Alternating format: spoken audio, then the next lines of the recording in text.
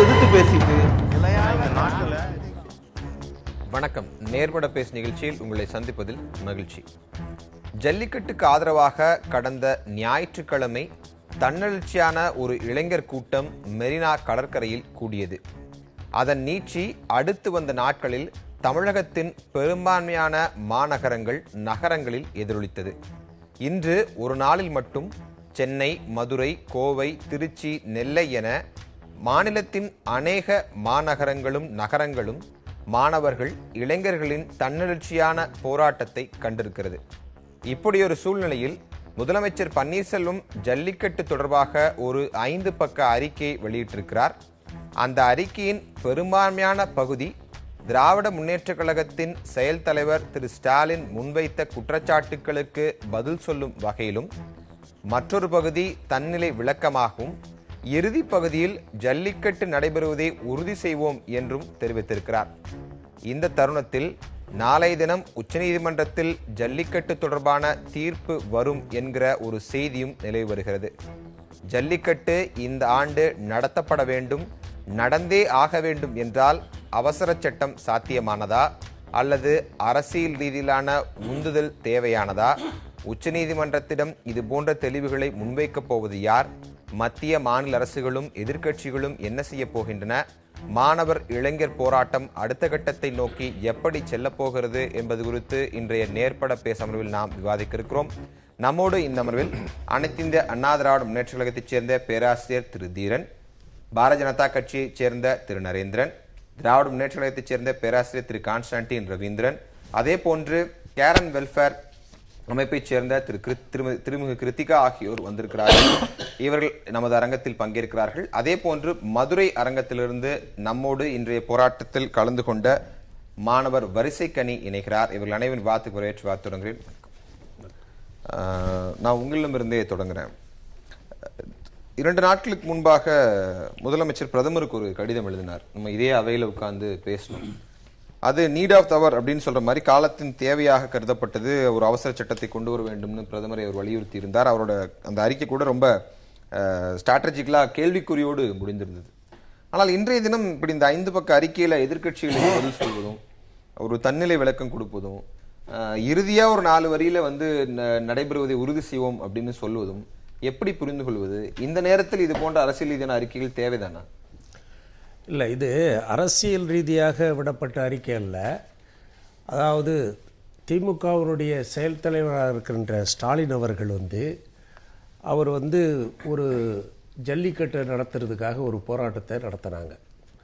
அந்த போராட்டத்தில் அவர் ஆற்றிய உரை என்பது தமிழ்நாடு அரசாங்கம் ஏதோ ஜல்லிக்கட்டு நடத்துவதற்கு எதிராக இருப்பதைப் போல கற்பிதம் பண்ணிக்கொண்டு அவர் நிறைய செய்திகளை அவருடைய அறிக்கையில் குறிப்பிட்டிருந்தார். அப்படி எதிர்க்கட்சியினர் எங்கள் மீது குற்றம் சாட்டுகிற பொழுது எங்களுடைய முதலமைச்சராக இருக்கக்கூடிய ஓபிஎஸ் அவர்கள், மாண்புமிகு இதய தெய்வம் புரட்சித் தலைவி அம்மா அவருடைய அரசானது இந்த ஜல்லிக்கட்டு விளையாட்டு மட்டுமல்ல, தமிழகத்தினுடைய இன்றியமையாத பிரச்சனைகள் எல்லாம் உறுதியாக நின்று, உண்மையாக நின்று, அவற்றை பெற்றுத் தருவதிலே, அவற்றை போராடி பெறுவதிலே உறுதியாக நின்றவர்கள் என்பதை எடுத்து காட்டுவதற்காக, மக்களுக்கு விளக்கியாக வேண்டும் என்பதற்காக மாண்புமிகு முதலமைச்சர் ஓபிஎஸ் அவர்கள் இந்த அறிக்கை தர வேண்டிய ஒரு சூழ்நிலை. ஆக இந்த அறிக்கை தரப்படுவது, இந்த அறிக்கையில நீங்க ஒரு எதிர்க்கட்சியாக வைக்கிற குற்றச்சாட்டுக்கு நீங்க பதிலளிக்கிறது, விளக்களிக்கிறது நான் புரிஞ்சுக்கிறேன். அதனுடைய தேவை இன்றைக்கு இருக்காங்க. என்னுடைய கேள்விதான் ரொம்ப யதார்த்தமானது. நான் அதுக்குள்ள கூட ரொம்ப நேரம் போகல. ஆனா இந்த அறிக்கையினுடைய 3ஆம் பக்கத்துல பிராணிகள் வதை தடுப்பு சட்டத்துக்கு எதிராக சட்டம் நிறைவேற்ற முடியாது, அது இயலாத ஒரு காரியம் அப்படின்னு சொல்லும் போதே தமிழக அரசின் கைகளில் எதுவும் இல்லை, அவர்களால் எதுவும் செய்ய முடியாதுங்கிற முடிவுக்கு நம்ம வரும்போது இறுதியாக ஒரு நம்பிக்கையை சொல்றாங்க. தமிழகத்தில் ஜல்லிக்கட்டு நடைபெறுவது நிச்சயம் உறுதி செய்வோம், இதில் எல்லளவும் பின்வாங்க மாட்டோம் அப்படின்னா என்ன தகவலை தமிழக மக்களுக்கு முதலமைச்சர் இந்த வரிகள் மூலம் சொல்ல என்ன எதிர்பார்க்கிறோம்னா, உச்ச நீதிமன்றத்தில் நமக்கு சாதகமான ஒரு தீர்ப்பு கிடைக்கும் என்று தான் நாங்கள் நினைக்கிறோம். ஏன்னா இதை விலங்குகள் காட்சிப்படுத்தும் பட்டியலில் சேர்ப்பதற்கு காரணமாக இருந்து ஐக்கிய முற்போக்கு கூட்டணி அரசு, திமுக, காங்கிரஸ் அங்கம் பெற்றிருந்த அந்த அரசு, அவங்க தான் இது காட்சிப்படுத்தும் பட்டியலில் புலிகளோடு கரடியையும் சேர்த்து அதில் காளையும் சேர்க்குறாங்க. அப்போது அதுதான் இன்றைக்கு ஜல்லிக்கட்டு தடை செய்யப்படுவதற்கு, உச்சநீதிமன்றத்தால் தடை செய்யப்படுவதற்கு அடிப்படை காரணமாக அமைந்து அதுதான். நீங்க அது அடிப்படை காரணம்ன்றீங்க. இல்ல ஸ்டாலின் அவர்கள் ஒரு பதிலறிக்கை எழுதியிருக்காரு. சொல்லுங்க. அந்த பதிலறிக்கையில அவர் சுட்டிக்காட்டுற ஒரு விஷயம் நியாயமானதப்படாது. அதுக்கு உங்களிடம் தான் பதில் கேட்கணும். திமுக ஆட்சி காலத்துல ஒரு அவசர சட்டத்தை நிறைவேற்றி ஜல்லிக்கட்டை நாங்கள் நடத்தி காட்டினோம். அப்ப சில நிபந்தனைகள் எல்லாம் விதிக்கப்பட்டிருந்தன. அந்த நிபந்தனைகளை அடுத்து வந்த அதிமுக அரசு முறையாக பின்பற்றி இருந்தால் இரண்டாவது முறை உச்சநீதிமன்றத்தின் கண்டனத்துக்கோ நிரந்தர தடைக்கோ போயிருக்கிறதுக்கு வாய்ப்பே இருந்திருக்காதுன்றாரு. அதற்கு உங்கள் பதில் இல்ல? அது முற்றிலும் தவறு. ஏன்னா இது பீட்டா அமைப்புக்கு இணையாக இந்த ஜல்லிக்கட்டு நடக்கக்கூடாது என்பதற்காகவே திமுகவுடைய செயல் தலைவர் இந்த அறிக்கை கொடுத்திருக்காருன்னு தான் நாங்கள் குற்றம் சாட்ட விரும்புகிறோம். ஏனென்று சொன்னால் அவங்க என்ன சொல்றாங்களோ அது இவர் மறைமுகமாக இவர் அந்த கருத்தை ஆதரிக்கிறார். தமிழ்நாடு அரசாங்கமானது, மாண்புமிகு அம்மா அவருடைய அரசானது உச்சநீதிமன்றம் என்னென்ன விதிமுறைகளை சொன்னதோ அதையெல்லாம் ஏற்றுக்கொண்டு அதை நடத்துவதற்கான அத்தனைகளையும் நாங்கள் கடைபிடித்தோம். இங்கே கடைபிடிக்காமல் மாவட்ட ஆட்சித்தலைவருடைய தலைமையில் அங்கே இருந்து எல்லாவற்றையும் கடைபிடித்தோம். ஆனால் இவர்கள் அந்த பீட்டா அமைப்பு குற்றம் சாட்டுவதற்கு அவர்கள் குற்றம் சாட்டுவதைப் போல இவர்களும் என்ன செய்கிறார்கள், அந்த விதிமுறையை கடைபிடிக்கல, அதனால தடை செய்ய அப்படின்னா இவர்கள் மீது உள்ள அந்த களங்கமானது துடைக்கப்பட்டுவிடும், அல்லது திமுக காங்கிரஸ் மீது அந்த பழியானது வராமல் போய்விடும் என்ற ஒரு உள்நோக்கத்தோடு அவர் பேசுகிறார். அதனாலதான் எங்களுடைய ஓபிஎஸ் அவர்கள் ஓபிஎஸ் அவர்கள் இந்த விளக்கங்களை எல்லாம் தந்து அறிக்கை தர வேண்டிய ஒரு சூழ்நிலை வந்தது. அறிக்கை பற்றி நம்ம பேசுவோம். திரு ரவீந்திரன், பல்வேறு விஷயங்கள் இந்த காலகட்டங்களில் இருந்து நீங்க ஆர்ப்பாட்டம்லாம் நடத்துனீங்க. அவர்களிடம் வைத்த அதே கேள்விதான் சற்று மாற்றி கேட்கிறேன். இன்றைக்கு பதிலறிக்கை தர வேண்டிய கட்டாயத்துக்கு நீங்க சென்றீர்கள் என்றாலும் இது போன்ற அரசியல் ரீதியான மாற்று கருத்துக்கள் இந்த தளத்தில் பகிரப்படும் போது அது இந்த தன்னெழுச்சியான போராட்டத்திற்கோ எந்த கோரிக்கை வலியுறுத்தணுமோ அந்த வலியுறுத்த வேண்டிய அந்த வலியுறுத்தல்களுக்கு பங்கம் விளைவிக்காதா? இதில் 2 கேள்விகளுக்கு நான் பதில் சொல்ல வேண்டும். முதலில் ஒன்றை சொல்லிவிடுகிறேன். ஜனவரி 3ஆம் தேதி தளபதியார் தலைமையில், செயல் தலைவர் தளபதியார் தலைமையில் நடைபெற்ற அந்த ஆர்ப்பாட்டமே அந்த ஊரில் நடந்தது. மக்களுடைய எழுச்சியை பார்க்கிற போது திராவிட முன்னேற்ற கழக தொண்டர்கள் மட்டுமல்ல, பல இளைஞர் சங்கங்கள், விளையாட்டு சங்கங்கள், இவை எல்லாமே இணைந்து ஒரு ஆர்ப்பரிப்போடு, ஒரு ஆர்ப்பாட்டத்தோடு தான் அந்த ஆர்ப்பாட்டம் நடந்தது. அதிலே மக்களுடைய மிக எழுச்சியை நாம் பார்க்க முடிந்தது. அந்த இடத்தில் தளபதியார் அவர்கள் பேசிய எந்த ஒரு வார்த்தையும் தவறானதல்ல, சட்டப்பூர்வமாக சரியாக சொல்ல வேண்டும் என்று சொன்னால், இன்றைக்கு முதலமைச்சராக இருக்கிற ஓ பன்னீர்செல்வம் அவர்கள் அன்றைக்கு சட்டமன்றத்திலே எதை தளபதியார் அங்கு பேசினாரோ அதை அவ்வளவும் அவர் சட்டமன்றத்தில் பதிவு செய்து வைத்திருக்கிறார் திரு ஓ பன்னீர்செல்வம் அவர்கள். அதை தளபதியாரும் சுட்டிக்காட்டியிருக்கிறார். இப்பொழுது அண்ணன் பேராசிரியர் தீரன் அவர்கள் ஏதோ பீட்டா அமைப்பிற்கு சப்போர்ட்டாக திமுக இதை செய்கிறது என்று சொல்லுவது முற்றிலும் முரணாக, அதுவும் பேராசிரியர் தீரன் போன்றவர்கள் வாயிலிருந்து அது வருவது என்னால் ஒத்துக்கொள்ள முடியாத கஷ்டத்தை உருவாக்குகிறது. ஏனென்றால் 2006 துவங்கிய இந்த போராட்டம், இந்த ஜல்லிக்கட்டு போராட்டம் 2006 ஒரு அசம்பாவிதத்தில் ஒரு தந்தையால் துவக்கப்பட்ட இந்த போராட்டம் பல நெடுமானங்களை தாண்டி வந்திருக்கிறது.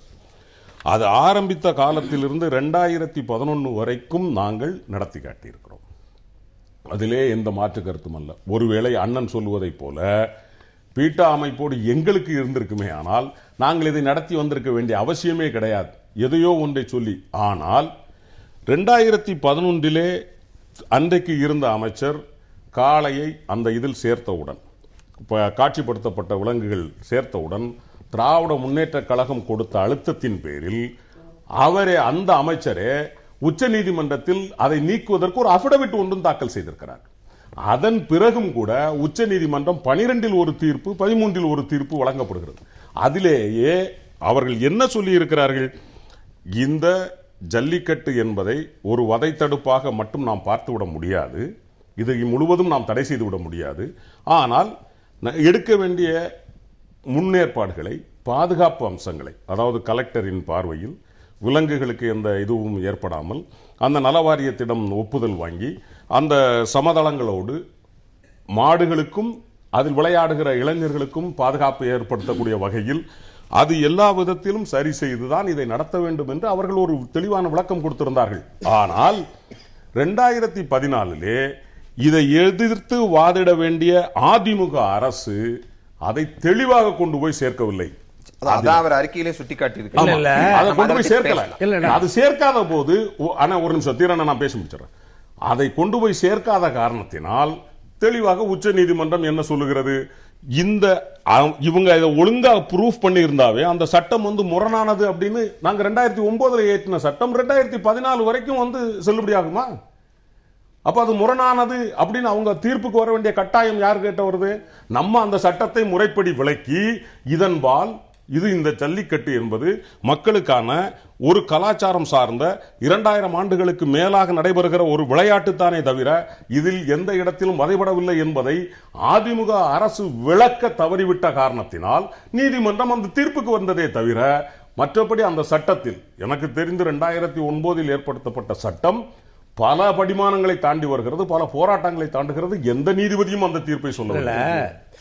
7/5/2014 உச்ச நீதிமன்றம் தடை செய்த உடனே தமிழ்நாடு அரசாங்கமானது 19/5/2014 மறு ஆய்வு மனு ரிவ்யூ பெட்டிஷன் போட்டு அதில் தெளிவாக எல்லா விளக்கத்தையும் சொல்லி இது ஒரு பாரம்பரியமான விளையாட்டு, இது அந்த மாடுகளுக்கு எந்த விதமான தீங்கு இழைக்கப்படுவதில்லை, மாடுகள் வேண்டுமானால் முட்டியோ அல்லது மிதித்தோ மனிதர்களுக்கு காயங்கள் ஏற்படலாமே தவிர மாடுகளுக்கு எந்த விதமான காயமும் ஏற்படுவதில்லை என்ற விளக்கங்களை எல்லாம் தந்து சிந்து சமவெளி நாகரிகத்திலே இருந்து இது காளையோடு தொடர்புடைய பண்பாடு உள்ளது தமிழினம், ஆகவே இதை தடை செய்யக்கூடாது என்றெல்லாம் சொல்லி 19/5/2000 சொல்ற விஷயங்களும் இவரோட அறிக்கையில முதலமைச்சர் அறிக்கையில இருக்கு.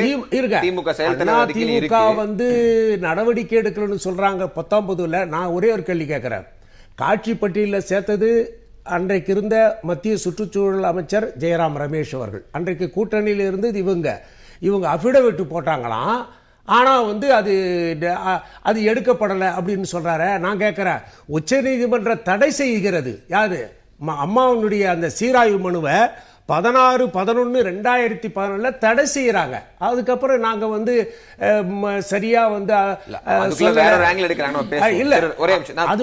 தவறான குற்றச்சாட்டு என்பதை ஓபிஎஸ் அவர்கள் தன்னுடைய அறிக்கையில தெளிவா சொல்லி இருக்கிறார். திரு நாகேந்திரன், பல்வேறு விஷயங்கள் இதுல சொல்லப்பட்டாலும் திமுகவும் சரி அதிமுகவும் சரி அவர்களுக்குள் அவர்கள் கருத்து மாறுபட்டாலும் இறுதியில சொல்வது மத்திய அரசு இதற்கு உகந்த நடவடிக்கை எடுத்து ஜல்லிக்கட்டை கொண்டு வர வேண்டும். பொதுவான புரிதல் என்பது இன்னைக்கு பால் சுப்ரீம் கோர்ட்டின் வாசல்ல இருக்குனாலும் வாய்ப்பு அந்த பாலை எடுத்து பிளே பண்ண வேண்டிய வாய்ப்பு சாய்ஸஸ் சட்ட ரீதியாக மத்திய அரசிடம் இருக்கிறது. நாளை தினம் உச்சநீதிமன்றத்தின் தீர்ப்பை பார்த்த பிறகுதான் மத்திய அரசு இதில் செயல்பட போகிறதா?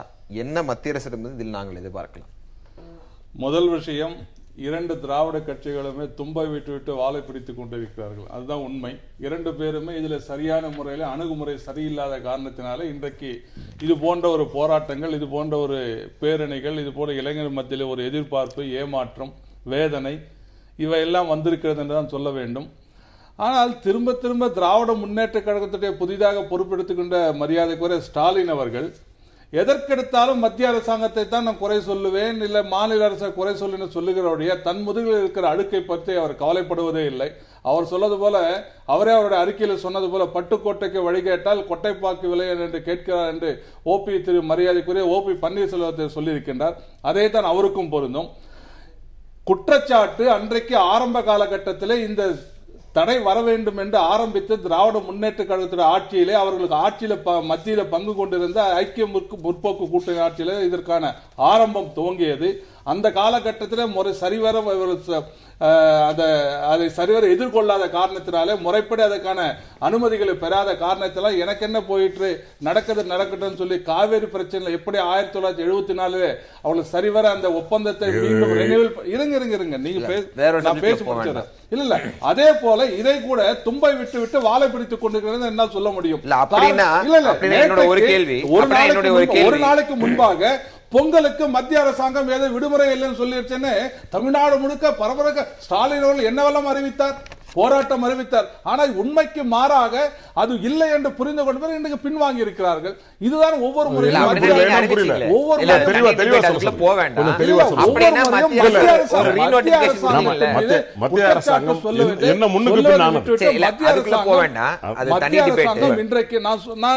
ஒரு கேள்வியோடு நீங்க முடிச்சிருங்க. நீங்க அப்படி இரு திராவிட கட்சிகளும் இந்த மாதிரி ஒரு அணுகுமுறையை செய்கிறார்கள் குற்றச்சாட்டு வைக்கும் போது உங்கள் மீது வரக்கூடிய கேள்வி என்னன்னா, என்னதான் அதுல சட்ட சிக்கல் இருந்தால் 2014 வரைக்கும் இந்த மண்ணில் ஜல்லிக்கட்டு நடைபெற்றது. அதன் பிறகு பாரதிய ஜனதா தலைமையிலான ஆட்சி வந்த இந்த 2 ஆண்டுகளில் நடைபெறவே இல்லையே. இவர்கள் மீது குறை சொன்னாலும் நடந்தது. சட்ட ரீதியான வாய்ப்புகள், சட்ட ரீதியான சாத்தியக்கூறு இருக்கு, நடக்கும்னு சொல்லி நடக்கவே இல்லையே. தீர்ப்பு வந்தது 7/5/2014. அன்றைக்கு ஆட்சியில் இருந்தது யார்? இல்ல அன்னைக்குதான் எலெக்ஷன். நான் சொல்றேன், ஒரு கேஸ் நடக்குதுங்க, ஒரு கிரிமினல் வழக்கு இல்ல ஏதோ ஒரு வழக்கு நடக்கின்ற பொழுது சார்ஜ் ஷீட் எப்போ போட்டாங்க, தீர்ப்பு எப்போ இருந்தது? இடைப்பட்ட காலத்துல பெயில இருக்கிற காலத்துல நான் பெயில என்னோட நேரத்துல வந்து தண்டனை கொடுக்கல, இவங்க வந்து அடுத்த ஜட்ஜி வந்து தண்டனை கொடுத்து சொல்லுது எந்த விதத்தில் வேடிக்கையாக இருக்குமோ அதே போல தான் பாரதிய ஜனதா கட்சி ஆட்சிக்கு வந்த நாள் முதல் 26/5/2014 என்றைக்கு பிரதம மந்திரி பொறுப்பெடுத்துக் கொண்டார் அன்று முதல் இன்று வரை பாரதிய ஜனதா கட்சியோ, பாரதிய ஜனதா அரசாங்கமோ, பாரதிய ஜனதா கட்சியை சேர்ந்த தலைவர்களோ ஏதாவது ஒரு இடத்திலாவது ஜல்லிக்கட்டை நடத்தக்கூடாது பேசியிருந்தால் உங்களுக்கு கேள்விக்கு என்னால் பதில் சொல்ல முடியும். அதற்கு மாறாக இன்றைக்கு காங்கிரஸ் கட்சி, தமிழகத்தில் காங்கிரஸ் கட்சி அவர்கள் காலத்தில் கொண்டு தடையெல்லாம் மறந்துவிட்டு திராவிட முன்னேற்ற கழகம் நடத்திய போராட்டத்தில் பங்கெடுத்துக் கொண்டு அதற்கு காரணமாக இருந்த ஜெயராம் ரமேஷ் அவர்கள் நேற்றைக்கு இங்க நடைபெற்ற சென்னையில் நடைபெற்ற விழாவிலே தென்னிந்தியர்களுக்கு மத்தியிலே ஒற்றுமை இல்லை, அவர்களுக்கு அதனால் தான் இங்க வாழவில்லை என்றெல்லாம் தென்னிந்தியாவை குறித்து மட்டுமல்ல தமிழக மக்களை குறித்து கேவலமாக சென்று பேசியிருக்கிறாரே, அதை குறித்து காங்கிரஸ் தலைவர் திருநாவுக்கரசர் கேட்பாரா? அதை குறித்து கண்டிக்க முடியுமா? ஆனால் நான் பேசுறேன், மத்திய அரசாங்கம் இன்றைக்கு இதற்கு முன்பாக மத்திய அரசாங்கம் ஏற்கனவே கடந்த ஆண்டு நடைபெற வேண்டும் என்ன காலகட்டத்தில் பேசுறோம்னா, ஆயிரக்கணக்கான இளைஞர்கள் இன்னைக்கு ரோட்ல இறங்கி நின்றுட்டு இருக்காங்க. நான் மறுபடியும் கடந்த காலங்களுக்குள்ள ரொம்ப நேரம் டிராவல் பண்ண வேண்டாம் ஏன் 3 பேருமே கேட்டுக்கொள்கிறேன் என்றால், நாளைக்கு என்ன நடக்கும் எதிர்பார்ப்போட தான் இங்க மக்களோட உணர்வு போராட்டமாக மாறி. ஆண்ட கட்சியும் ஆளுங்கட்சியும் உங்க ஒப்பீனியன் சொல்லிட்டாங்க. ஆண்டு கொண்டிருக்கிற மத்திய அரசு, நான் மறுபடியும் தெளிவா சொல்றேன், இன்றைக்கு உச்சநீதிமன்றத்திடம் அந்த ஒட்டுமொத்த பிரச்சனையும் இருந்தாலும் கூட வாய்ப்பு மத்திய அரசிடம் இருக்கிறது. உங்க வாய்ப்பை நீங்க எப்படி எக்ஸைஸ் பண்ண? நான் சொல்லி முடிச்சிடுறேன்.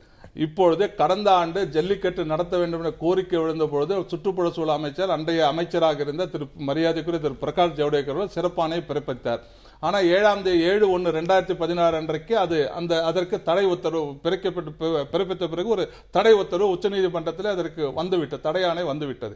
வாங்கியது பாரதிய ஜனதா கட்சி அல்ல. ஆதரவாக நடத்த வேண்டும் நாங்கள் சொன்ன பிறகு கூட விலங்குகள் நல வாரியத்திடமிருந்து நீங்க அதுக்கான சான்றிதழ் வந்தால் மட்டும், ஒப்புதல் வந்தாலும் மட்டுமே உச்சநீதிமன்றம் இதற்கு நாங்கள் அனுமதி கொடுக்குவதை பரிசீலிப்போம் என்று சொன்னதன் அடிப்படையில் நடந்தது. அதன் பிறகு எங்களுடைய அரசாங்கத்திலே இந்த பிராணிகள் நலவாரியம் என்று சொல்லக்கூடிய அந்த அமைப்பு, animal welfare board of India, அந்த அமைப்பு அரசாங்கத்திற்கு எதிராக ஒரு அறிக்கை தாக்கல் செய்து கொடுக்கக்கூடாது என்று ஒரு போராட்டம் அவர்கள் செய்திருக்கிறார்கள். அந்த போர்டு, அதாவது அந்த போர்ட் ஆஃப் மெம்பர்ஸ், இது அமைக்கப்பட்டது காங்கிரஸ் காலத்தில். மன்மோகன் சிங் அவர்கள் பிரதம மந்திரி காலத்திலே அதை கற்புல ஆரம்பிச்சு அதில் இருக்கக்கூடிய அத்தனை உறுப்பினர்கள் அவர் காலத்திலே 7 கோடி மக்கள் உணர்வுக்கு அந்த போர்டை கலைச்சிடலாம். அதான் கொஞ்சம் இருக்கு நான் சொல்லி முடிச்சிருங்க. ஆகவே இப்பொழுது அது அப்படியெல்லாம் எடுத்தேங்க அவுத்தேன் போர்டெல்லாம் கலைக்க முடியாது. கலைக்க முடியாது. நான் சொல்லிடுறேன். இப்பொழுது திரு கர்ப் அவர்கள் தானாக முன் வந்து ராஜினாமா கடிதத்தை கொடுத்து விட்டு சென்றிருக்கிறார். அதற்கு பதிலாக இப்ப புதிதாக ஒரு சேர்மன் நியமிக்கப்பட்டிருக்கிறார், அதிகாரிகள் மாற்றப்பட்டிருக்கிறார். ஆகவே இப்பொழுது அரசாங்கத்துடைய பார்வை நிச்சயமாக மாறி இருக்கின்ற காரணத்தினாலே அரசாங்க அதிகாரிகளுடைய புரிந்து கொண்டு, தமிழக மக்களுடைய உணர்வுகளை புரிந்து கொண்டு, அதற்கான உச்சநீதிமன்றத்தில் அவர் செய்யக்கூடிய பிரமாண பத்திரத்தை நியாயமான முறையில் செய்வார் என்ற ஒரு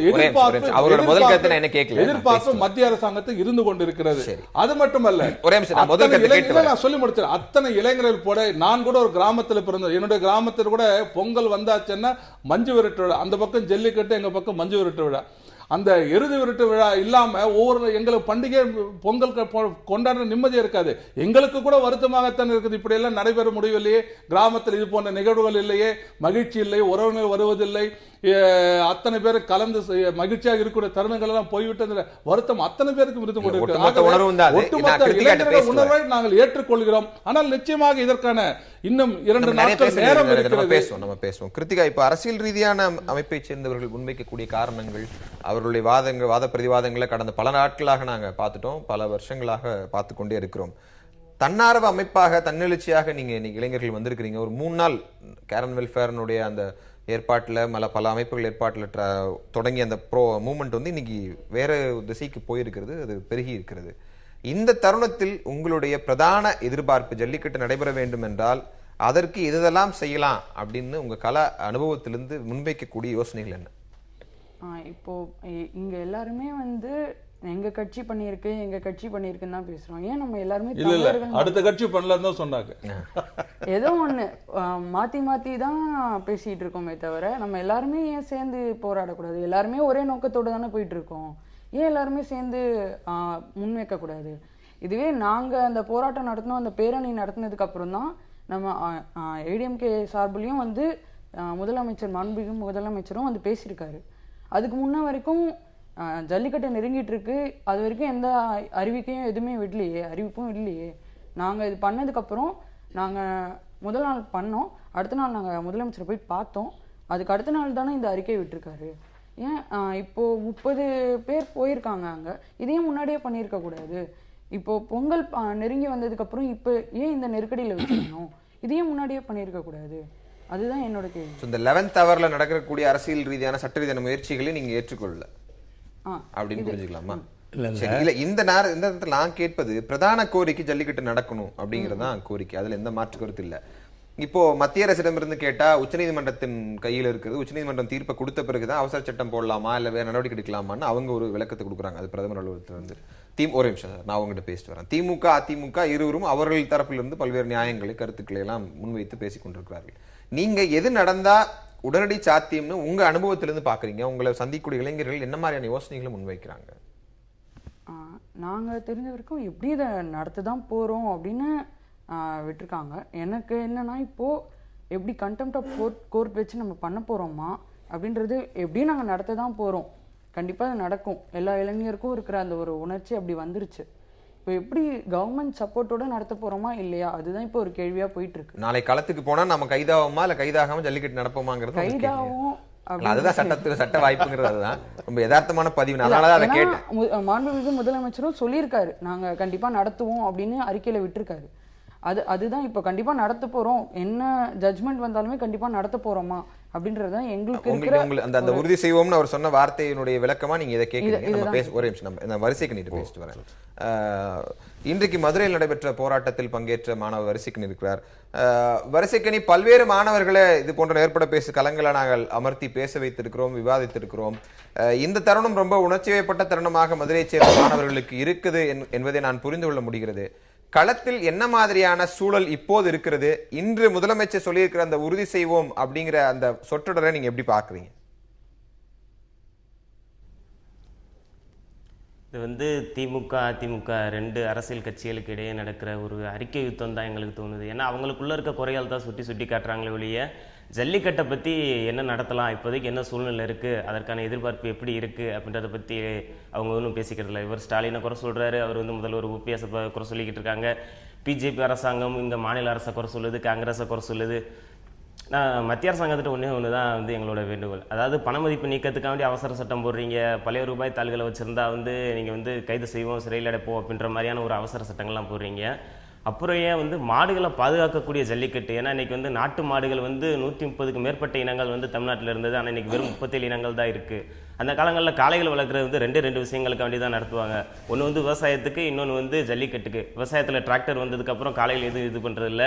அதுக்கப்புறம் ஜல்லிக்கட்டில் மட்டும்தான் நாட்டு காளைகள் இருந்தது. இன்றைக்கி ஜல்லிக்கட்டையும் தடை பண்ணிவிட்டு அந்த நாட்டு காளைகளும் இப்போதைக்கு இருக்கிறதுக்கான வாய்ப்புகள் இல்லை. எதிர்காலத்தில் பாடப்புத்தகங்களில் பார்த்து தெரிஞ்சுக்கிற அளவுக்கு தான் இருக்கும்.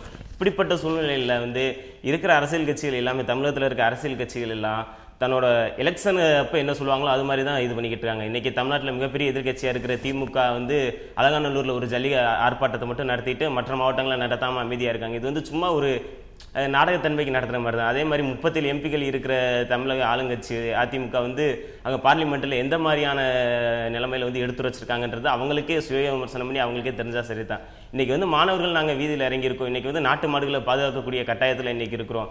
எதற்கோ அவசர சட்டம் இயற்றக்கூடிய மத்திய அரசாங்கம் வந்து ஏன் இந்த ஜல்லிக்கட்டுக்காண்டி அவசர சட்டம் இயற்றக்கூடாது, இயற்ற முடியாது, அதற்கான வாய்ப்புகள் இல்லையா?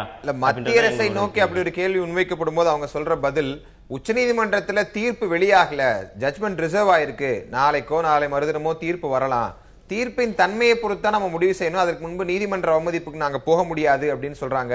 இன்றைக்கு முதலமைச்சர் அறிக்கையிலும் அதைத்தான் சொல்றாரு, பிராணிகள் வதை தடுப்பு சட்டத்திற்கு எதிராகவோ மாற்றாகவோ ஒரு சட்டத்தை ஏற்ற இயலாது அப்படின்னு சொல்றாரு. அப்ப நீதிமன்றத்தின் கைகளில் இருப்பதால் அரசியல் கட்சி அரசுகளால் எதுவும் செய்ய முடியல அப்படிங்கறத நீங்க புரிஞ்சுக்கிறீங்களா? இல்லை, அது பிஜேபி அரசாங்கம் வந்து காவிரி மேலாண்மை வாரியம் அமைக்க சொல்லி உச்சநீதிமன்ற சொல்லையில் வந்து அந்த ரக்கம் வந்து அவங்களோட மறுப்பை வந்து தெரிவிச்சிருக்காங்க. அப்போ மட்டும் உச்சநீதிமன்ற தீர்ப்பை வந்து சரியாக அமல்படுத்தாத மத்திய அரசு ஏன் இந்த ஜல்லிக்கட்டு தடை மேலே மட்டும் இவ்வளோ ஆர்வம் காட்டுறாங்க அப்படின்றத எனக்கு புரியலை. அந்த இது ஒன்று தீர்ப்பை மதிக்கணும்னா இந்த தீர்ப்பையும் மதிக்கணும், அந்த தீர்ப்பையும் மதிக்கணும்ல. காவிரி மேலாண்மை வாரிய தீர்ப்பை பற்றி எதுவும் பேசாமல் கண்டுக்காமல் இருந்துக்கிட்டு காவிரி மேலாண்மை வாரியம் அமைக்காமல் இருந்துக்கிட்டு இப்போ ஜல்லிக்கட்டு தீர்ப்புக்காண்டி நாங்கள் கோர்ட்டு சொல்கிறது தான் கேட்போம் அப்படின்னு சொல்லியிருந்தா அது இரட்டை வேடம் போடுற மாதிரி தான் எங்களுக்கு தோணுது மாணவர்களுக்கு. இடைவெளிக்கு முன்பு நீங்கள் கருத்துக்கள் உண்மைச்சு. அதாவது நம்முடைய பாரதிய ஜனதா கட்சியை சார்ந்த அன்பர் சொன்னார், திராவிட கட்சிகள் தும்ப விட்டு வாழ பிடிக்கிறாங்க அப்படின்னு சொன்னார். நான் என்ன இந்த நேரத்தில் அவரை கேள்வி கேட்க விரும்புகிறேன்னா, இவரை மட்டும் இல்லை, மத்தியில் காங்கிரஸ் ஆண்டாலும் சரி பாஜக ஆண்டாலும் சரி தமிழர்களையும் தமிழ்நாட்டையும் ஒரு ரெண்டாந்தர மக்களாக பார்க்கிறார்களோ என்கின்ற ஐயம் அச்சம் எங்களுக்கு தொடர்ந்து இருந்து கொண்டிருக்கிறது. நான் கேட்குறேன், நாங்கள் தான் வந்து வாழை விட்டு தும்ப விட்டு வாழ பிடிக்கிறோம். இவங்களுடைய தலைவர்கள் தமிழ்நாட்டில் ஒவ்வொரு ஆண்டும் இந்த ஆண்டு ஜல்லிக்கட்டு நடக்கும், இந்த ஆண்டு ஜல்லிக்கட்டு நடக்கும்னு சொல்லிட்டு இந்த ஜோசியக்காரன் சொல்கிற மாதிரி சொன்னாங்களே தவிர வந்து இன்னைய வரல அதுக்காக என்ன நடவடிக்கை எடுத்தாங்க? ஒன்று. ரெண்டாவது வந்து 2015 அந்த குளிர்கால கூட்டத்தொடரில் அனைத்து இந்திய அண்ணா திராவிட முன்னேற்றக் கழகத்தினுடைய நாடாளுமன்ற உறுப்பினர்கள்லாம் வந்து பிரதமரிடம் வலியுறுத்தி சொல்லி உடனடியாக ஒரு சட்ட திருத்தம் நாடாளுமன்றத்தில் கொண்டு வாங்க, இல்லைனாக்கா இந்த ஜல்லிக்கட்டை நடத்த முடியாது என்று வலியுறுத்தியும் கூட அவர்கள் என்ன சொன்னார்கள் தெரியுமா? அவர்கள் வந்து சட்ட திருத்தம் கொண்டு வர சொல்லலை, ஆனால் அதை விட ஒரு காப்புரையை சேர்க்குறாங்க. என்ன காப்புரையை சேர்க்குறாங்கன்னு சொன்னால், இந்த விலங்குகள் பட்டியலில் இருந்து இது தொடர்ந்து இருந்தாலும் அந்த காப்புரையில் உள்ளவாறு அந்த விலங்குகள் நல வாரியத்தினுடைய 5 உரிமைகள் மற்றும் பிராணிகள் வதை தடுப்பு சட்டத்தில் உள்ள கூறுகள் ஆகியவற்றை கடைபிடிக்க வேண்டும். அதான் அந்த காப்புரை வாசகம். இதை உடனே என்ன பண்ணாங்க, இந்த பீட்டா மாதிரி அமைப்புகள் போயிட்டு உடனே ஒரு உச்சநீதிமன்றத்தில் வழக்கு போட்டு அதை மறுபடியும் தடை பண்ணிட்டாங்க. ஆக நாங்கள் கேட்டது, நாடாளுமன்றத்தில் சட்ட திருத்தம் வந்தாலொழிய இந்த ஜல்லிக்கட்டுக்கு வந்து அனுமதி வந்து உச்சநீதிமன்றம் கொடுக்குமா என்பது சந்தேகன்ற ஒரு சந்தேகத்தில் தான் அனைத்து இந்திய அண்ணா திராவிட முன்னேற்றக் கழகத்தை சார்ந்த எம்பிக்கள் வலியுறுத்தி இருக்கிறார்கள். ஒன்று. இதுக்கு இவர் என்ன பதில் சொல்கிறாருன்றதை நான் கேட்க விரும்புகிறேன். அதில் ஏன் டிலே பண்ணுறீங்கன்னு சொல்லி கேட்குறீங்களே, மத்திய சுற்றுச்சூழல் வனம் மற்றும் பருவநிலை மாற்ற அமைச்சகத்திலிருந்து ஒரு அறிக்கை 7/1/2016 அவர் என்ன சொல்றாரு, கூடிய விரைவில் வந்து உச்சநீதிமன்றத்தில் இந்த வழக்கு வர இருக்கிறது, இதில் நிச்சயமாக தமிழ்நாட்டிற்குரிய நியாயம் இந்த தீர்ப்பின் மூலமாக கிடைக்கும் என்று நம்புகிறோம் என்று அவரே சொல்றார். ஆக இவங்க உச்சநீதிமன்றத்தை தான் நல்ல தீர்ப்பு வரும் என்று சொல்லுகிறார்களே தவிர இவருடைய கடமை என்ன? நாடாளுமன்றத்தில் தான் காட்சி பட்டியலில் சேர்க்கப்பட்டது காங்கிரஸால. ஏன் அதை வந்து பாஜக அரசானது நீக்க தயங்குகிறது, நீக்க தவறுகிறது? இதைத்தான் நாங்கள் தொடர்ந்து இப்போ இன்னைக்கு கூட நாடாளுமன்ற உறுப்பினர்கள்லாம் சந்திச்சு பேசும்போது என்ன சொல்றாங்க? சட்ட திருத்தம் கொண்டு வாங்க, வேற வழியே கிடையாது, நாடாளுமன்றத்தில் சட்ட திருத்தம் வந்தாதான் ஜல்லிக்கட்டை நடத்த முடியும், உச்சநீதிமன்ற தீர்ப்பு கொடுக்குதோ கொடுக்கலையோ, ஆக நீங்கள் சட்ட திருத்தத்தை நாடாளுமன்றத்தில் இருந்து காட்சிப்பட்டியில் வந்து அந்த காளையை எடுங்க, விலங்குகள் காட்சி. எனக்கு ஒரு கேள்வி இருக்கு. அடுத்து பட்ஜெட் கூட்டத்தொடர் தொடங்க போகிறது. இப்படி ஒரு சூழ்நிலை பொங்கல் இன்னும் 2 நாள்ல நம்ம அறிவிப்பு வந்தே ஆகணும், ஜல்லிக்கட்டு நடந்தே ஆகணுங்கிற கோரிக்கை எழுந்து வர ஒரு சூழ்நிலையில நாடாளுமன்ற கூட்டத்தை கூட்டி சிறப்பு சட்ட திருத்தம்லாம் பண்றதுக்கு வாய்ப்பு இருக்குன்னு நம்பலாமா? இல்ல இது நான் சொல்றது எப்பங்க அந்த அதான் ஆண்டு சொன்னேன் இல்ல 9/1/2016 2015 குளிர்கால கூட்டத்தொடர்லயே நாங்க வலியுறுத்துறோம். அந்த வின்டர் செஷன்ல பேசினது எல்லாமே நம்ம பாக்குறோம். அதுல இருந்தே தொடர்ந்து என்ன வாய்ப்பு இல்ல அம்மா அவர்கள் அதுக்கு பிறகு இன்னைக்கு உங்க எம்பிக்கள் வலியுறுத்தும் போது இப்ப இல்ல முதலமைச்சர் கேட்கும்போது இன்னைக்கு முதலமைச்சர் அறிக்கையில் அவசர சட்டம் கேட்கிறாரு. 2000 எம்பிக்கள் போய் சந்திச்ச போது அவசர சட்டம் கொண்டு வாங்க அப்படிங்கிறாங்க. இதுக்கான சாத்தியக்கூறு களத்தில் இருக்குன்னு நினைக்கிறீங்களா? நிச்சயமா இருக்கு. நாடாளுமன்றத்துல தான் அதுக்கான திருத்தம் கொண்டு வர முடியும். உச்சநீதிமன்றம் வந்து கொடுக்குன்றது எங்களுக்கு நம்பிக்கை கிடையாது. நான் இன்னொன்று கூட சொல்றேன், அந்த இதுல தெளிவாக சொல்லி இருக்கிறாங்க, காட்சி பட்டியலிருந்து எடுக்கணும் எங்ககிட்ட வாக்குறுதி கொடுக்கறாங்க. ஆனால் எப்படி காவிரி மேலாண்மை வாரியத்தில் முதல்ல உச்சநீதிமன்றத்துக்கு அதிகாரம் இல்லை, எங்களுக்கு தான் அதிகாரம் இருக்குன்னு சொன்னாங்கல்ல, அப்ப இதுல மட்டும் ஏன் இவங்களுக்கு அதிகாரம் இல்லை? அதுக்கு பதில் சொல்லட்டும். அதாவது அண்ணன் நரேந்திரன் அவர்கள் பேசுகிற போது சொன்னார்கள், எங்களுடைய தலைவர்கள் பாரதிய ஜனதா கட்சியினுடைய தலைவர்கள் யாரும் ஜல்லிக்கட்டு நடத்தக்கூடாது என்று. உண்மையாக சொல்ல போனால் இந்த வழக்கில் மிக முக்கியமான வழக்காக திருமதி மேனகா காந்தி அவர்களுடைய வழக்கும் அதில் ஒன்று. திருமதி மேனகா காந்தி யார் என்பதை அண்ணன் நரேந்திரன் அவர்கள் சொல்ல வேண்டும், நான் சொல்ல மாட்டேன். இரண்டாவது, மாணவ செல்வங்கள் இளைஞர்கள் பேசுகிற போது திமுக அண்ணா திமுக தங்களுக்கான லாவணி பாடிக்கொண்டிருக்கிறது என்பதை போல் சொன்னார்கள். நான் தெளிவாக இந்த இளைஞர் செல்வங்களுக்கு சொல்லிக் கொள்கிறேன், நாங்கள் போராடுகிற தளம் இரண்டும் வேறு. ஆனால் களத்தில் வருகிற போது ஒன்றாக நிற்க வேண்டும் என்பது தளபதியாரினுடைய ஆசை. அது காவிரியாக இருந்தாலும் சரி, இதே ஜல்லிக்கட்டாக இருந்தாலும் சரி. ஆர்ப்பாட்டம் நடத்தி முடித்த பிறகும் கூட அவர் பேசுகிற போது அதிமுக அரசு இதில் மத்திய அரசுக்கு கொடுக்க வேண்டிய அழுத்தத்திற்கோ அல்லது இந்த ஜல்லிக்கட்டை நடத்துவதற்கு என்ன நடவடிக்கை எடுக்கிறதோ அந்த நடவடிக்கையில் திராவிட முன்னேற்ற கழகம் 100க்கு 100 அவர்களோடு இயைந்து செயல்படும். இதை காவேரி இஷ்யூலையும் சொன்னார், இப்பவும் சொன்னார். அதாவது அவர்கள் ஒன்றை புரிந்து கொள்ள வேண்டும், நாங்கள் இருவரும் ஒரே நேரத்தில் ஒன்றாக நின்று பேசிக்கொள்ள முடியாது. எங்கள் கொள்கைகள் கோட்பாடுகளுக்கு நாங்கள் தளங்கள் இரண்டாக இருக்கிறது. ஆனால் களத்திற்கு வருகிற போது தமிழர்களுக்கான பொது பிரச்சனையில் நிச்சயமாக சொல்லுகிறோம், அதிமுகவோடு திராவிட முன்னேற்ற கழகம் செயல் தலைவர் தளபதியார் அவருடைய கூற்றின்படி நாங்கள் இணைந்து செயல்பட தயாராகவே இருக்கிறோம் என்பதை இளைஞர்கள் யதார்த்தமான ஒரு கேள்வியை முன்வைத்தார். களத்தினுடைய ஒரு பிரதிபலிப்பா தான் அந்த மாணவரை பார்க்கிறேன். வரிசைக்கணி இன்னும் சொல்ல போனா இன்னும் நீங்க கிரவுண்ட்ல இறங்கி பேசுனீங்கன்னா மாணவர்கள் ரொம்ப எளிதா மாணவ இளைஞர்கள் பத்தி சொல்றாங்க, அது நம்ம சட்டத்துக்கு உட்படலைங்கிற விவாதம் தனி.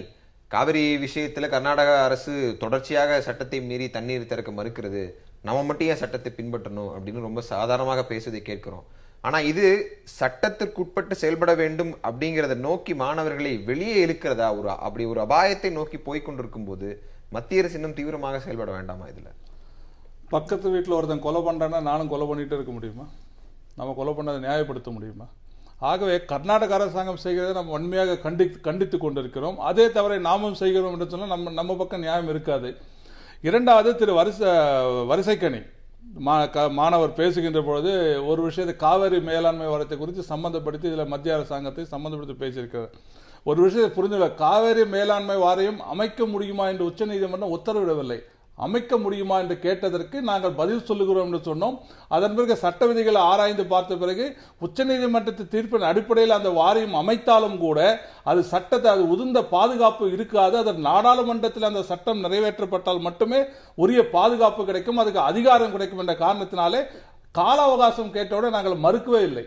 அதை பாராளுமன்றத்தில் வைக்க வேண்டும், குளிர்கால கூட்டத்தில் வைத்து அதை நிறைவேற்ற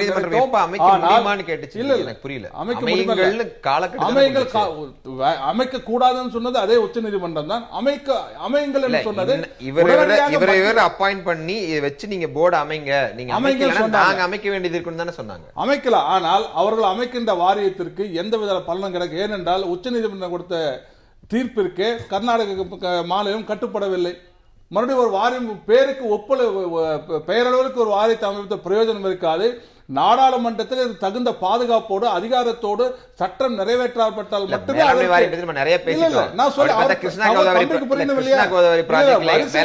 கிருஷ்ணா கோதாவரி ப்ராஜெக்ட்ல எப்படி ஒரு மேனேஜ்மெண்ட் போர்டு இருக்கு, இது போன்ற பல விஷயங்கள் நம்மளால பேச இல்லைங்க. முடியும். நான் இல்ல அவருக்கு தவறான பதிவு இருக்கு அவர் மனசுல. ஏதோ அதான் நான் சொல்றேன், அதுக்குள்ள நம்ம போறத தனி கேட்டீங்க, நான் பதில் சொல்ல தடுக்காதீங்க தயவு செம்மல் அவர்களே. இல்ல நான் தடுக்கல, நான் ரொம்ப எளிமையா நீங்க இன்னும் பதில சொல்றதுக்கு தான் கேக்குறேன். நானும் உங்களிடம் பதில் எதிர்பார்க்கிற ஒரு தரப்புல தான் இருக்கிறேன். நான் கேட்பது காவிரி மேலாண்மை வாரியத்தில் இருக்கிற மெரிட்ஸ் அண்ட் டிமெரிட்ஸ் பேசுவதற்கு இப்ப நமக்கு நேரம். நான் கேட்கறது கிரவுண்ட்ல அப்படி கிரவுண்ட்ல ஒரு யதார்த்தமான இல்ல சார், கிரவுண்ட்ல யதார்த்தமான ஒரு நிலை இருக்கிறது. நீங்க கேட்டது ரொம்ப நியாயமானதுதான். இன்னொரு சட்டத்தை மீறுகிறார் என்பதற்காக நாம் சட்டத்தை மீறக்கூடாது, சட்டத்தை கட்டுப்பட்டு இருக்கணும் என்கிற உணர்வு என்கிற விஷயங்கள் எல்லாம் எங்களுக்கு புரிகிறது. ஆனா மாணவர்களுக்கு அது ஒரு கட்டத்தில் புரியாமல் போனால் அதில் ஏற்படக்கூடிய அபாயத்தை தடுக்க வேண்டிய பொறுப்பு மத்திய அரசு இருக்குது. உங்க பதில் என்ன? ஆகவே இது ஒன்று. அடுத்ததாக அண்ணன் தீரன் அவர்கள் பேசுகின்ற பொழுது மிக ஏதோ பாரதிய ஜனதா கட்சி தலைவர்கள் இங்க போராடவில்லை பேசவில்லை எல்லாம் சொல்லிக் கொண்டிருக்கிறாரு. அந்த ஆட்சிக்கு வந்த முதலே மத்திய அமைச்சர் திரு மரியாதைக்குரிய திரு பொன் ராதாகிருஷ்ணன் அவர்களும் தமிழகத்தில மாநிலத்தில் மரியாதைக்குரிய டாக்டர் தமிழிசை சவுந்தரராஜனும் ஒவ்வொரு நாளும் இந்த ஜல்லிக்கட்டு நாங்களாக தினசரி பிரஸ்ல போய் நாம பேசுறது இல்லை.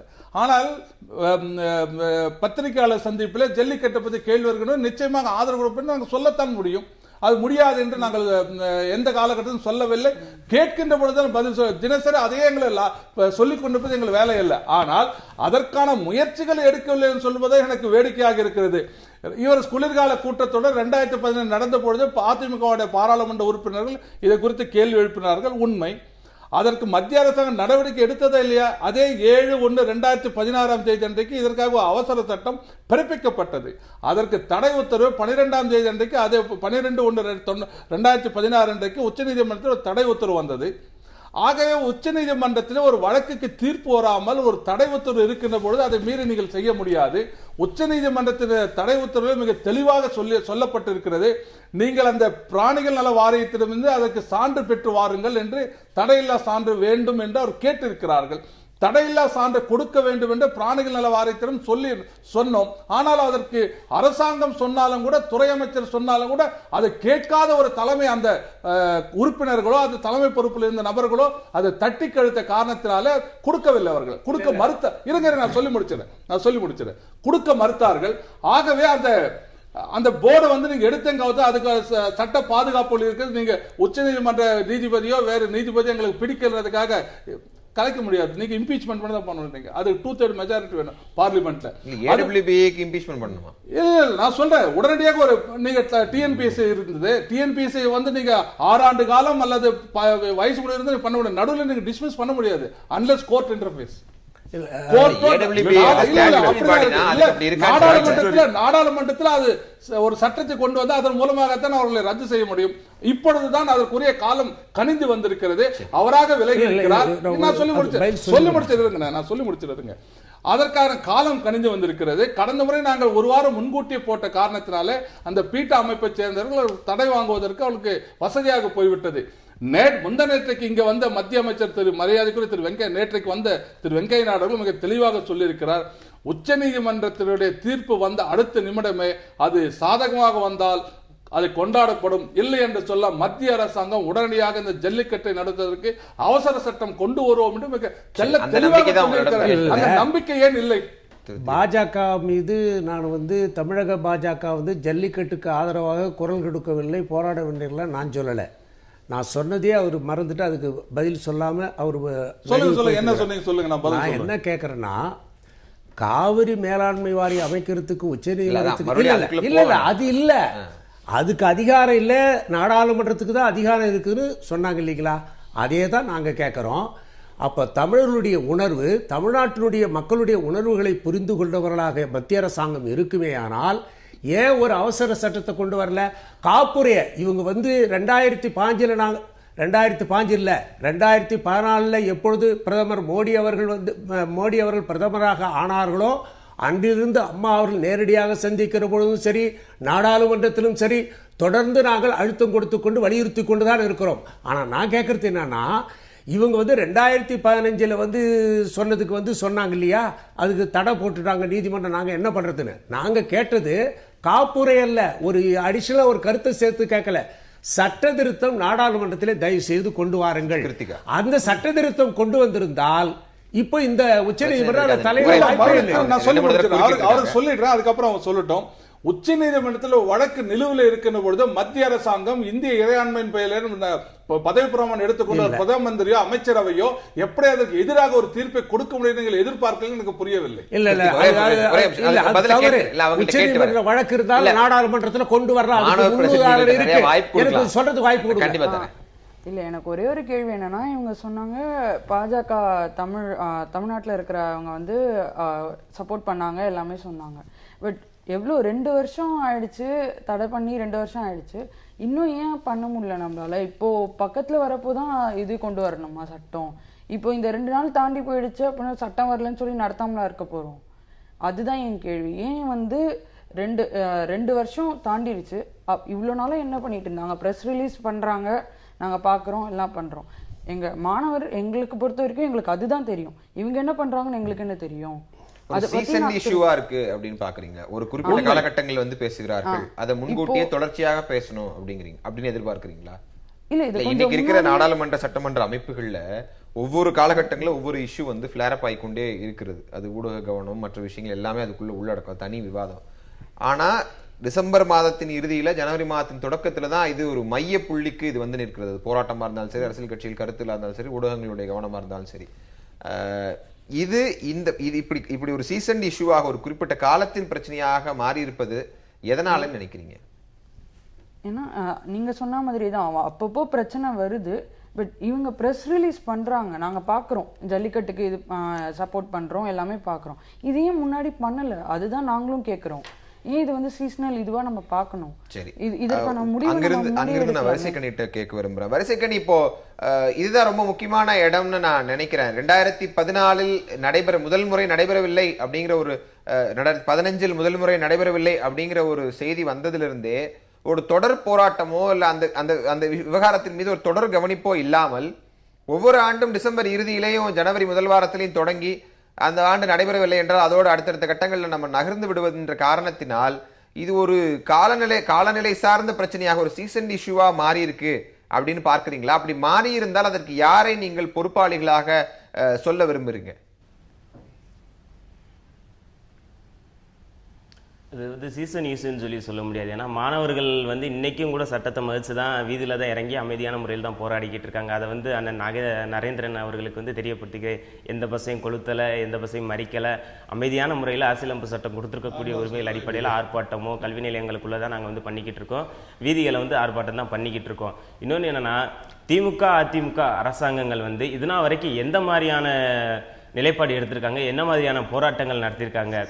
கடந்த ஆண்டு வந்து மரியாதைக்குரிய மத்திய அமைச்சர் பொன்னார் அவர்கள் வந்து சொல்லியிருந்தாரு, அதாவது அவசர சட்டம் இயற்ற வாய்ப்பு இருந்தும் கூட வெறும் அரசாணை மட்டும்தான் இயற்றியிருந்தாங்க. அவங்களுக்கே தெரியும், அவங்க இருக்கக்கூடிய வழக்கறிஞர்களுக்கும் தெரியும், அந்த கட்சியை சேர்ந்த அண்ணன் நரேந்திரன் அவர்களுக்கும் தெரியும், அரசாணையை ஏற்றி யார் வேணாலும் கோர்ட்டில் வந்து கேஸ் போடலாம் அப்படின்னு சொல்லிட்டு. ஆனால் அவசர சட்டத்தை கொண்டு வர்றதுக்கான வாய்ப்புகள் இருந்தும் வெறும் அரசாணையை மட்டும் கொண்டு வந்தது ஏன்? ரெண்டாவது, அந்த அரசாணை அவசர சட்டமாக கொண்டு வர்றதுக்கு அன்னைக்கு ஆட்சியில் இருந்த அதுக்கு முன்பாக ஆண்ட திமுக அதிமுக ஆகிய கட்சிகள் ஏன் வந்து ப்ரெஷர் கொடுக்கல? அரசாணை வந்து அவசர சட்டமாக கொண்டு வாங்கன்னு சொல்லிட்டு ஏன் ப்ரெஷர் கொடுக்கல? இந்த 3 வருடங்கள் ஆயிற்று. 3 வருடங்கள் ஆகி இந்த அரசியல் கட்சிகள் மேலே வந்து நாங்கள் நம்பிக்கை வச்சுருந்தோம். இந்த வருஷம் கொண்டு வந்துருவாங்க, அடுத்த வருஷம் கொண்டு வந்துருவாங்க, தளபதி வந்து போராட்டம் நடத்துறாரு, கண்டிப்பாக வாங்கிடுவார், அதிமுக அரசாங்கம் களத்தில் இருக்க ஆளுங்கட்சி எப்படி கொண்டு வந்துடும் அப்படின்னு சொல்லிட்டு நாங்கள் நம்பிக்கை வச்சுருந்தோம். ஆனால் அந்த நம்பிக்கை வந்து இப்போதைக்கு பொய்யா போச்சு. ஏன்னா வந்து பொங்கல் சமீபத்தில் இருக்குது, இதுக்கப்புறம் இவங்க அறிக்கை யுத்தம் தான் நடத்திட்டு இருக்காங்க. ஒழிய இது தீர்வுக்கான பிரச்சனை என்ன அப்படின்னு சொல்லிட்டு இவங்க கிட்ட இருந்து ஒரு உறுதியான கருத்து வந்து வெளிவரல. அவனோட விளைவு தான் மாணவர்கள் வந்து தன்னெழுச்சியா அரசியலமைப்பு சட்டத்துக்கு உட்பட்டு வீதிகள் இறங்கி நாங்கள் வந்து ஆர்ப்பாட்டம் போராட்டம் பேரணி அப்படின்னு சொல்லி நடத்திக்கிட்டு இருக்கோம் அப்படின்றது வந்து தெரிஞ்சு. நான் இறுதி கருத்து நேரத்தில் இருக்கேன். இறுதியாக களத்தில் இறங்கிய மாணவர் என்கிற அடிப்படையில் நீங்க முன்வைக்கிற இறுதி கருத்து, இறுதி கோரிக்கை என்ன? அது தமிழகத்தில் இருக்கக்கூடிய அரசியல் கட்சிகள் தங்களுடைய வேறுபாடுகளை கடந்து தமிழ் மக்களுடைய உணர்வுகளின் அடிப்படையில் எல்லா கட்சிகளும் ஒன்று சேர்ந்து மத்திய அரசாங்கத்துக்கு நம்ம வந்து அழுத்தம் கொடுக்கணும். அந்த அழுத்தத்தோட அடிப்படையில் வந்து அது வந்து உச்சநீதிமன்ற தீர்ப்பு பாதகமாக இருந்தாலும் சரி சாதகமாக இருந்தாலும் சரி அது வந்து அவசர சட்டம் மூலமாக நிவர்த்தி செய்யப்பட முடியும். அப்படிப்பட்ட ஒரு வாய்ப்பு வந்து இன்னைக்கு பாஜகவிற்கு. அதுக்கு ஏற்கனவே வந்து மத்திய அமைச்சர் பொன் ராதாகிருஷ்ணன் சொன்னபடி தமிழ்நாட்டில் ஜல்லிக்கட்டு நடக்கணும்னா அதுக்கு அரசாணை மட்டும் பத்தாது, அவசர சட்டம் இயற்றப்பட வேண்டும்ன்றதை வந்து தமிழக அமைச்சர்கள் வந்து மத்திய அரசாங்கத்துக்கு சொல்ல வேண்டிய கடமை இருக்கு. இன்னொரு விஷயத்தை நான் சொல்லிக்கிறேன், இங்கே வந்து மிருகவதை தடை சட்டம் சொல்லி சொல்றாங்க. இங்கே வந்து ஜல்லிக்கட்டில் வந்து காளைகளை வந்து மிருக வதையை இது பண்ணுறது கிடையாது.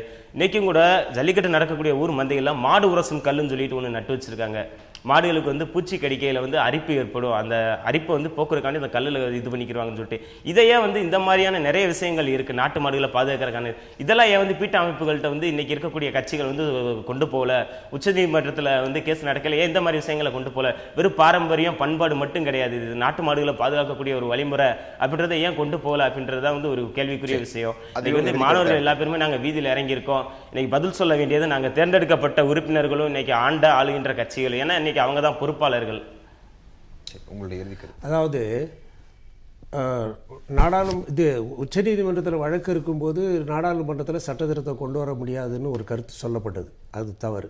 ஏன்னா முதல்ல வந்து பிசிஆர் ஆக்ட்னு இருக்குது, அதை எதிர்த்து பல பேர் வந்து நீதிமன்றத்துக்கு போனாங்க. ஆனால் அதன் பிறகுதான் வன்கொடுமை தடுப்பு சட்டம் என்று ஒரு புதிய சட்டமே வந்து அந்த ஒடுக்கப்பட்ட மக்களுக்காக கொண்டு வரப்பட்டது. அதனால் முன்னுதாரணம் இது மாதிரி என்னால் ஏராளமாக காட்ட முடியும். நாங்கள் என்ன கேட்குறோன்னாக்கா, இந்த அதாவது 14 மோடி அவர்கள் வந்து பிரதமராக வந்ததுலேருந்து அவர்கிட்ட பலமுறை வலியுறுத்தி இருக்கிறோம். ஒவ்வொரு அஃபிடவிட்லேயும் இந்த இது வெறும்னே வந்து பாரம்பரியம் பண்பாடுன்னு மட்டும் சொல்லலை. ஸ்பெயினில் நடக்கிற அந்த மாட்டு இது வந்து ஈட்டியால் குத்தி அதை கொல்லுவாங்க. ஆனால் இங்கே அப்படி கிடையாது. இன்னும் சொல்ல போனால் மாட்டுக்கு எந்த விதமான பாதிப்பு வராது. அதை தழுவுகிற அந்த காளையை தழுவுகிற வீரன் இருக்கிறான் பாருங்க, அவனுக்கு வேணாலும் காயம் படலாம், அவன் கீழே விழலாம், கால் பட்டு காயங்கள் படலாம், இன்னும் சொல்ல நேரத்தில் உயிர் கூட போயிருக்கு. அதில் விலங்குகளுக்கு எந்த பாதிப்பும் வர்றதில்லை. ஒன்று. ரெண்டாவது வந்து நாங்கள் கேட்குறது என்னன்னா, மாண்புமிகு பாரத பிரதமராக இருக்கிற மோடி அவர்களிடம் பலமுறை வலியுறுத்தி சொல்லப்பட்டும் கூட தயவு செய்து ஒரு சட்ட திருத்தத்தை கொண்டு வாருங்கள். பிரசிடென்ட் ஏற்கனவே இருக்கு, நீதிமன்றத்தில் இருந்தாலும் நீங்க செய்யலாம். இதுதான் நாங்க இன்னைக்கும் வந்து நாடாளுமன்ற உறுப்பினர்கள் மூலமாக வலியுறுத்தி இருக்கிறோம். அதனால நாங்க வந்து எதையுமே செய்யாம இல்ல, மாநில அரசாங்கமான தொடர்ந்து தன்னுடைய முயற்சிகளை ஈடுபடுத்தி. பாரதிய ஜனதா கட்சியை பொறுத்தவரை எங்களுடைய அடிப்படை ஆதாரமாக இருக்கக்கூடியது கடந்த ஒரு 20 ஆண்டு காலமாக அயோத்தியில் ராமர் கோயில் கட்ட ஆக வேண்டும், எங்கு பிறந்தாரோ அங்கு கட்ட வேண்டும் எங்களுடைய கோரிக்கை, எங்களுடைய கொள்கையாக கூட வைத்திருக்கோம். அதை வைத்து நாங்கள் அதற்காக அந்த இடத்துல கட்டிடம் கட்ட வேண்டும், கோயில் கட்ட வேண்டும் சொன்னபோது அதற்காக ஆட்சி எழுந்திருக்கின்றோம்.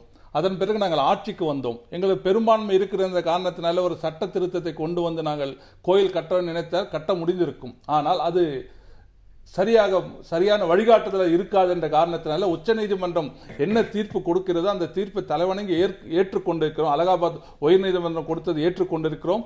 அதற்கு மீறி பேச்சுவார்த்தை மூலமாக அங்கு இருக்கக்கூடிய இஸ்லாமிய சகோதரர் ஒருங்கிணைத்து அவருடைய அனுமதி பெற்று அவருடைய சம்மதத்தின் பேரில் கட்ட வேண்டும் என்றுதான் ஒரு முயற்சி. இது வந்து அடிப்படை ஆதாரமாக இருக்கக்கூடிய பாரதிய ஜனதா கட்சி கொள்கையாக இருக்கக்கூடிய அயோத்தியில் ராமர் கோயில் கட்டுவதிலே நாங்கள் எங்களுடைய துஷ்பிரயோகம் செய்யாமல் எங்களுக்கு அதிகாரத்தை நாங்கள் முழுமையாக பயன்படுத்தாமல் சட்டத்தை மதித்து நடக்க வேண்டும் இருக்கிற பாரதிய ஜனதா கட்சி இது தமிழ்நாட்டிட ஒட்டுமொத்த தமிழ்நாட்டு பிரச்சனை. ஆனால் ஏதோ இந்த டிசம்பர் மாதம் இறுதியிலிருந்து ஜனவரி பொங்கல் வரைக்கும் தான் இந்த பிரச்சனை பேசப்படுகிறது என்று சொல்லுகிறார்கள்.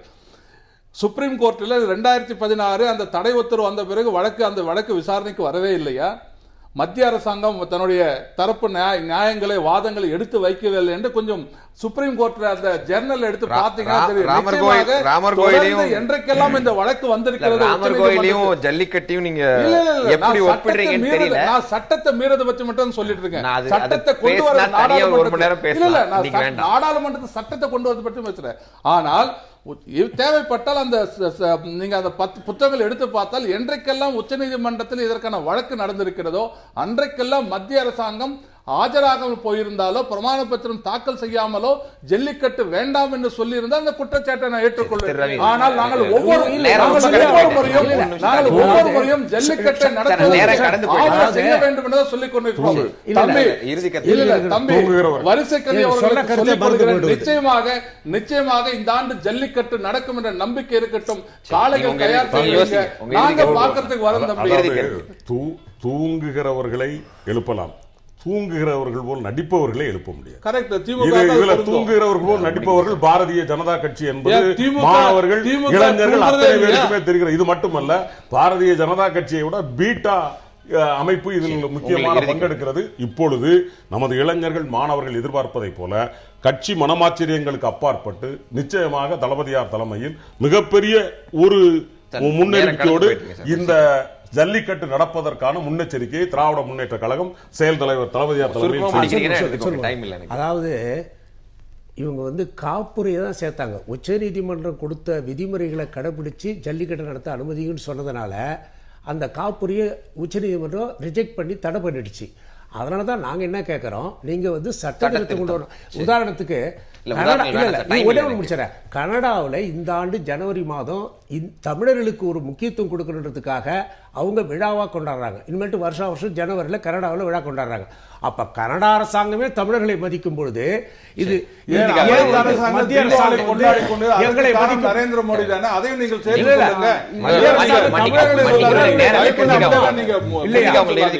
இங்கேயே இவ்வளவு வேறுபாடு இருக்கு. நம்ம ஒண்ணு சேர்ந்து போய் போராடினாதான் முடியும். அது அது அது முன்வைக்கணும் தான் நான் எதிர்பார்க்கிறேன்.